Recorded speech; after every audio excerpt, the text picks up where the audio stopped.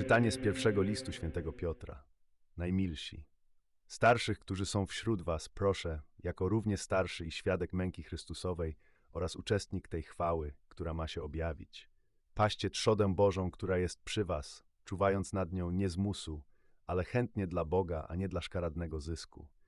Ani też jako panujący nad duchowieństwem, ale będąc świadomym wzorem dla owczarni. A gdy się zjawi książę pasterzy, otrzymacie niewiędnący wieniec chwały.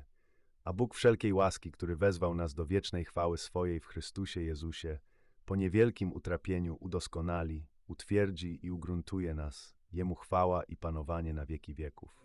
Amen.